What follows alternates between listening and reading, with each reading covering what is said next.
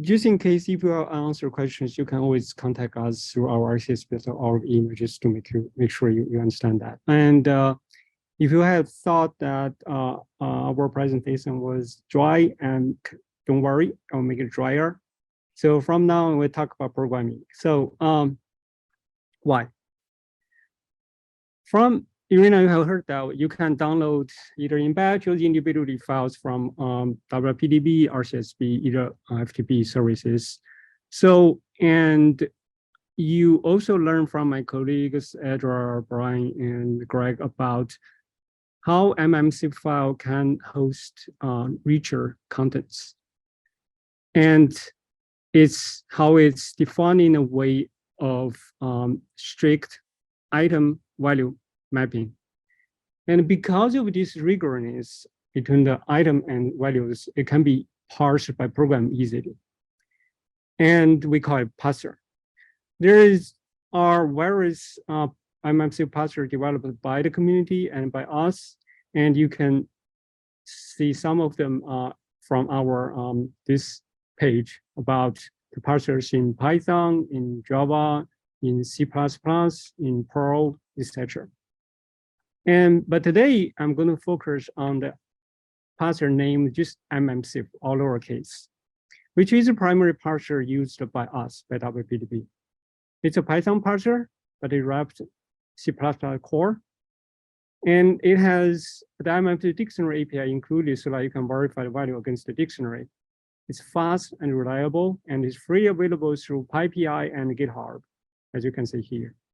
So the reason we want to introduce this is, number one, from the pre-registration survey, about 40% of the attendants today have used the programmatic data access of PDB, but only about 10% had used parser, which is a very convenient tool to just make it work easier. And second of all, more than half of the attendees today have more or less used the Python, so Python parser will be welcome. You have learned some parsers from the Python scripting course about 2 weeks ago. That's from PDB, and today's parser will be different. Today's parser focus on the speed and focus on parsing the metadata. So to understand how this parser works, let's review the mmCIF data hierarchy one more time. And at the top of this hierarchy, the data file which you downloaded from PDB, such as the one on the right, it's the data file for PDB structure 2H by V, which main contains multiple data blocks marked by the data underscore marker. In this case, it's data underscore and PDB ID 2H by V. And for PDB structure files, usually the contents are contained in the first data block. And one data block can have multiple data categories. For example, in this case, you see the top data category of entities, which means molecular components, and the bottom one, which is the data category for sequences. Data category is really the center of the mmCIF data file. It's a unit of data. And it focuses on the, as you heard from my colleagues, item and value mapping. In this case, as you can see from the sequence category, it has this data items of entity underscore polytype and had value of polypeptide for this protein annexin A2.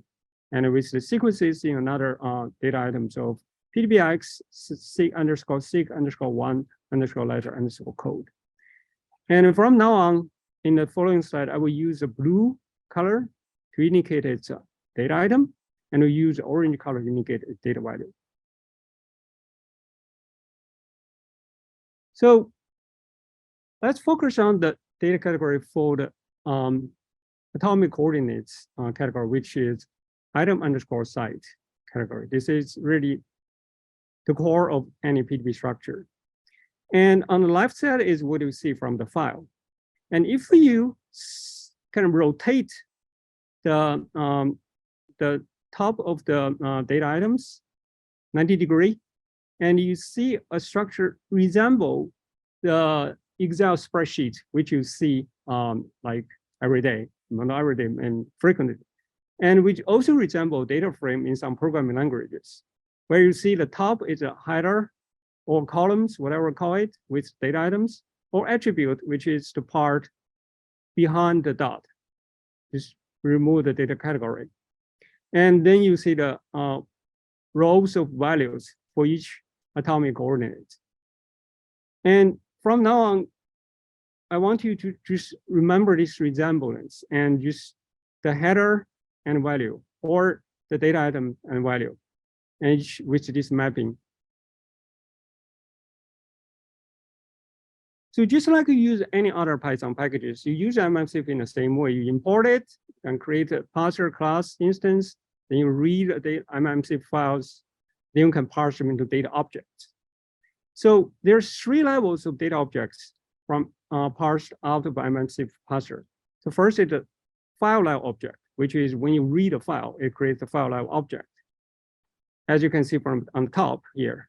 And it's called list of data containers, and which each container corresponds to the block level data object. And in the PDB coordinate file, it will be the first data block. And this data block will operate on the level 3 data object, which is category object. We literally call it data category. And data category is the key for this parsing and value extraction.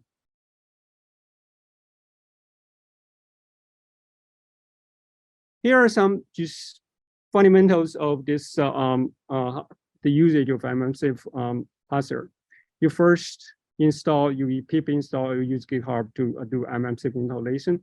Then under is IO, which means input output, and IO adaptive core is the one to handle the mmCIF files. And you create a parser instance, which is called IO just for short. And then you can read a file, it automatically creates a list of the data container, which is a file level data object.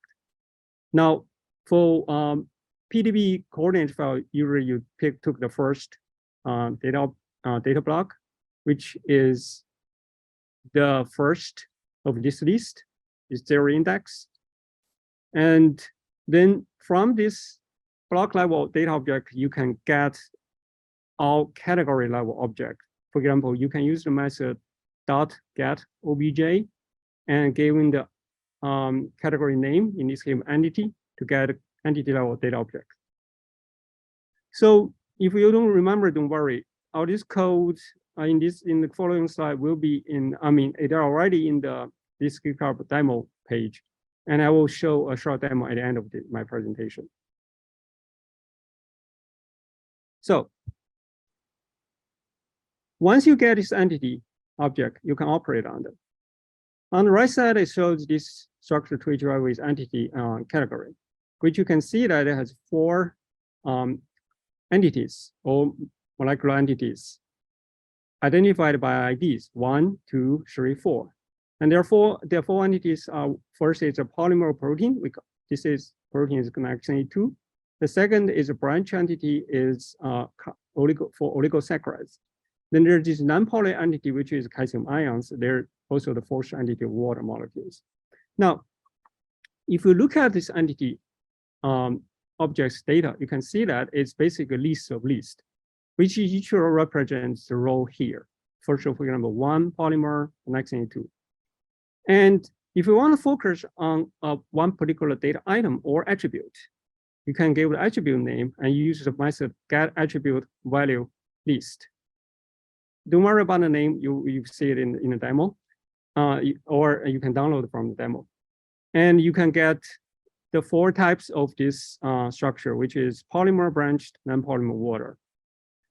And you can also do it, now you do it in the column way. Now you do it in a row way. So for the first row, next A2 entity, you can use the method get row attribute dictionary to get the first row's values as a dictionary, which the key as of the attribute and value of the values. Now, what if I just look at the cell, just one value, like a 19.2, I want to know the protein name. So you just give the attribute name and the number of the index rows. 0 in Python always means first, and you get this protein name in 19.2. So we have learned from my colleagues that the power, or you can say the complexity of mmCIF file lies on the interrelationship between the categories, because you cannot use one category for everything. In this case, in 70RT, author has indicated which ligand of this structure is their ligand of interest or subject to investigation. But the information about this ligand is in a different category. So how do we find, let's say, find for any structure, find what ligand are the subject to investigation or the ligand of interest? So what you can do is first you create the data object for this category for identifying of this ligand of interest using just like you get obj and give the category name. And from this category, you want to extract the component ID, which is ligand ID.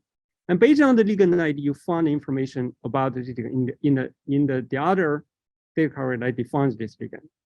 So in this case, you use search function of select indices and giving the term you want to search, subject investigation, and giving the attribute of that for that term. And you get which row has this ligand of interest. And then you get a CCD ID, which is ligand ID of this ligand by using you can use this get value option function as well. And once you get this ID, you create another data category object for this lower data category. And then because you know the ID, you can use the search function again, giving the CCD ID you just identified and this component ID, this attribute, and found which row has identified this ligand. And then you finally use the get value to get the name of that ligand by using the attribute name and that index.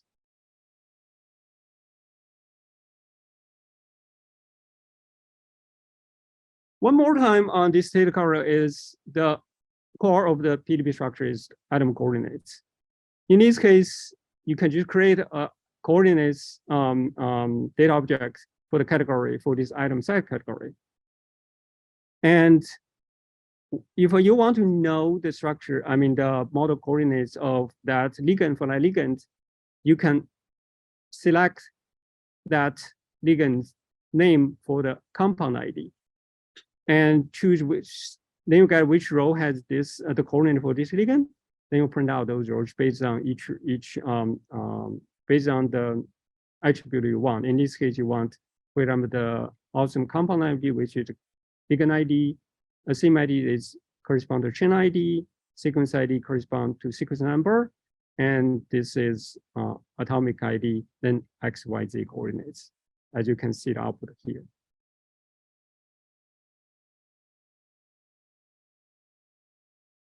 Okay, Irina had told you that you can also download the ligand definition file from PDB, and it's also in the mmCIF format file, and you can do the same with ligand definition. To indicate that some of the ligand have systematic descriptors, for example, SMILES, INCHI key, in addition to the general definition, including name, IDs, and type, formula, etc. So what if I want to get the INCHI key for this ligand KQF? So what do? You do the same. You import this adapter or mmCIF reader. Then you give the file and create this standard data container. Then you choose the usually first data container to the first one.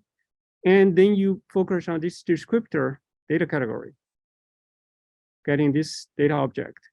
And the other way of finding what you want is you should loop through each rows. This shows another way. You just loop through each row. This get row count means you are going to loop all the rows, and you create a dictionary for each row and try to find which one matches to INCHI key for their type attribute.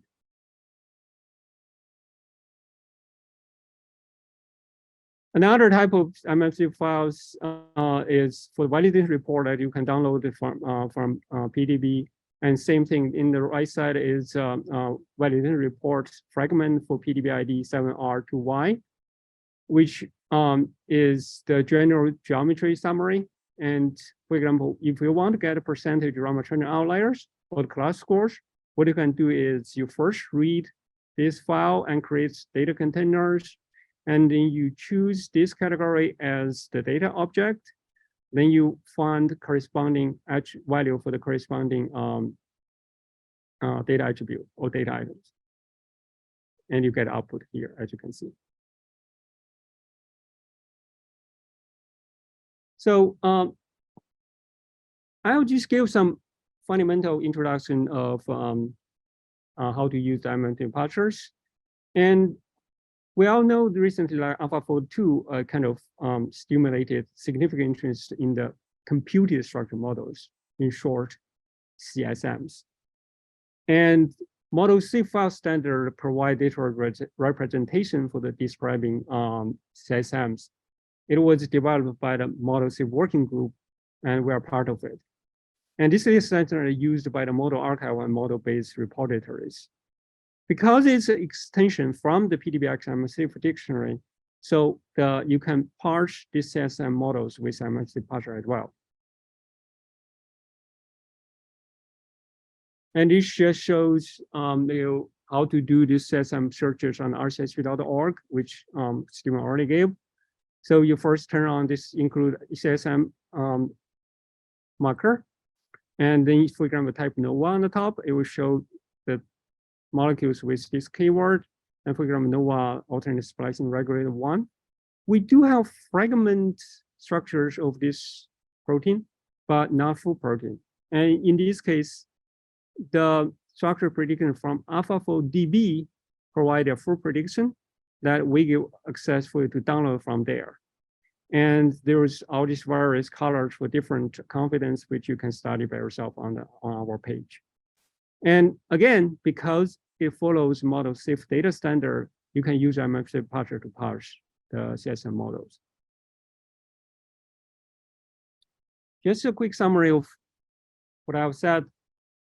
You can learn about PDBx dictionary at this website, our main website, and there's the software-specific resources are listed under here.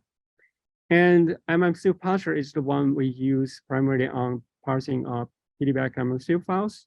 It's good and reliable and fast. And you can see the demo here. Now, in the demo, what you will see is whatever you have seen from my slides, those quick introduction, you also can find 2 case studies. We have learned how to do cross-category search, but you can do cross-file search as well. For example, you want to know get a ligand coordinate from a coordinate file, and for this particular ligand, you want to find the chemical descriptors, and then you want to look at the validation report to see how good this ligand fit into the electron density and how good its geometry is. There's a case study number 2, which was a real request from a user that he wants to separate set of PDB structure based on the species, which you can do. And now I'll just switch here to a demo. But before that, I want to give you an example of real mmCIF files. We have all learned from our colleagues how to do this. I mean, what I missed, but until now, I would say a real one because there's a significant percent of people haven't used mmCIF. And as you can see here, this is our main website, RCSB.org. As you can see here, if you want to search CSM, we can turn this on. Obviously, we want to turn it off for now for experimental data. So if you want to look at structure like 2HIV, I just talked about, you just type 2HIV and it goes here. Our short summary with various tools you can know. I mean, for example, ligand interaction. There's something about sugar ligand interaction you talk. I mean, one attendee was asking, but now we just want to look at the files. Now this is real PDBx mmCIF file. It started with data block, with the main data block data underscore, then PDB ID. And the first category is very short, very small category of entry. And with one item entry ID, which is PDB ID. Now, if you go down, you come to the entity category. let me just make it bigger so you can understand. Because it's entity category. And just like I showed on the in the slide, there are 4 entities: protein, oligosaccharide, we call it branch entity. We recently remediated all the carbohydrate entities into branch because they can make branch, and non-polymer calcium ions and water molecules. And if you want to focus on the sequence, these are the sequence. There's only one protein in this structure, so it's easy. There's only one entity ID, and this is the sequence for this protein, annexin 2. This is structure was resolved by myself when I was working in the lab. So now,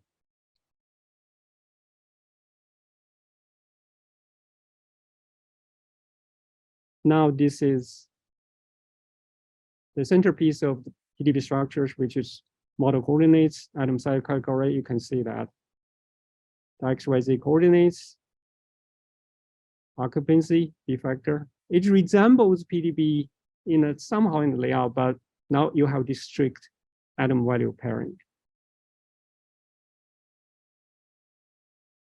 So now I'm going to show you, this is the demo page on GitHub, and there are a brief instruction about this. It's just very brief, I put together. And there are cases about this very simple, parse simple, just like I just introduced in the slides. And there is this small download file utility you can use to download the PDB coordinate file, Ligand file, validation file, which is easy to use. And other things. And the track LOI is the case study number 1, as I just said, and sorted by source is the case study number 2. You can just kind of browse by yourself and explore by yourself. But now I'm going to just do the first one. I made the first example, the simple Jupyter notebook. So in this case, as I said, you first import this thing. So you import, OS, like just for operational system. And the second import is for file download, as you probably know. And third import is one introduced multiple. This is the one from mmCIF for reading and parsing file, mmCIF files. To run it. Let me just make it bigger again. You can see better. Now, you start download the files. In this case, you go a URL. In this case, our URL is for RCSB. It's this simple URL you can download from PDB, which will be used from the download file, that small utility I just told you. And you give a name of local file name. If you want to download this one, I just want to download this file to temp directory as the same file name. And then you just use this simple method URL retrieve, give the URL and local files, and we'll do. So it's the right downloaded file here. Now, you want to import this introduced IO parser instance, and you pass this file. You just download it. So as I said, for PDB coordinate file, the data are mostly in the first data block. So you just choose the first data block, which is the first index number 0. And then you want to get the entity from that data block. Use the method get obj. So now you have the data object. Now you look at the data. So this is data. It's a list of lists with each element list itself to record the row of the mmCIF file, as I just showed you. Now, what if I want to look at the first row? So first row is, you have seen use this method get a row attribute a dictionary, you get the dictionary-like things, just like any other Python object with the ID, value number 1, and type polymer and protein name annexin 2. And you can also just get the row of interest. If you know the index, you know the mmCIF item. So in this case, I just want to know which protein is it. And the first, which is first protein is annexin 2. And you can do the same for sequence, just like we run here. create a data object for the entity poly category, and then just run it, you get a sequence. So again, if you have any questions, feel free to ask, and I'm going to switch back to the presentation.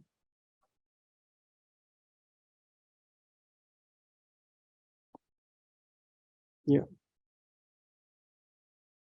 So today we have learned how to understand the PDBx mmCIF mmCIF dictionary, how to read mmCIF formatted file, how to edit the file, and how to prepare the mmCIF file, especially for PDB interpretation, and how to access and parse data programmatically. I hope it has been helpful. Any questions? So we have two questions. The first is, why is the order of the atoms in the alpha fold structures NCACCB O rather than NCACO following the CCD order?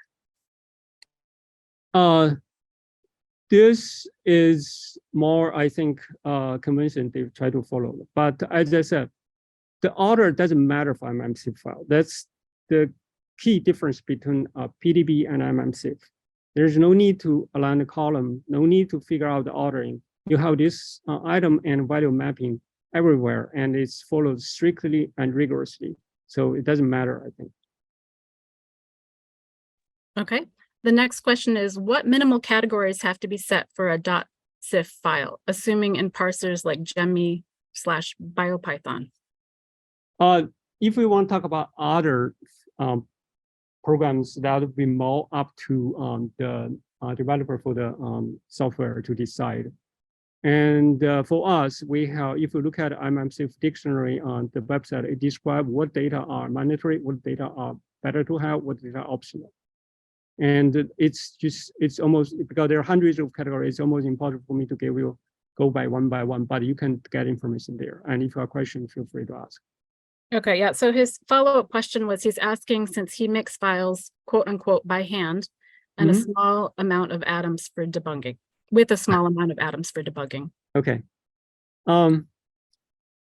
Yeah, I mean, if you do that way, I guess you have to try by yourself. Especially if you use third-party program, I cannot answer just, I mean, in a general way. It depends. Okay. Another question is, if I have questions about tags in the mmCIF, who should I ask? Oh, you can contact us. Okay. So when you go to RCSB, you can always contact us. There's a contact page, you can contact us. And you can also, I think mmCIF also have a contact information that you can use. Just reach out to us and we're more than happy to answer any questions. Okay. Our next question is, can I use mmCIF files in R or PySpark? Wow. Right, you reached the right person. I use R myself. I would say better don't use it. You better use process data for R, especially because R is just not very good in tracking back issues. There are probably programs or plugin developed by people, but R is really a data analysis program, and it's supposed you have some data pre-prepared for input. And for the other program, I'm not so sure. Sorry. Okay, and then another question is, where can I check the minimum for mmCIF? They're asking, can they find that on the GitHub? I'm sorry, minimum? The minimum, yep. Minimum, again, look at our mmCIF dictionary, the website I just look at here. I'll go up a little bit. Just, we try to get all the information. Sometimes the information is a little bit dry, and but if you want have any question, just feel free to reach out to us.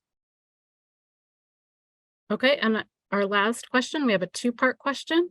Okay. You show a Ligand definition file. Is that in the PDBx mmCIF coordinate file, or is this a separate file? And if it is separate, is it also in PDBx mmCIF with the same dictionary as the coordinate files? So it's an interesting question, because for us, at this moment, the PDB model coordinate file, do not have the full definition file included.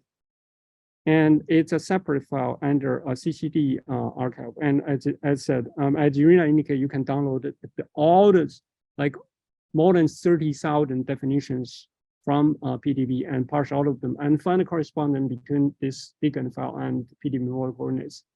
And I do know that some refinement programs such as Phoenix will write the Ligand definition file at the end, sometimes resemble this was doing.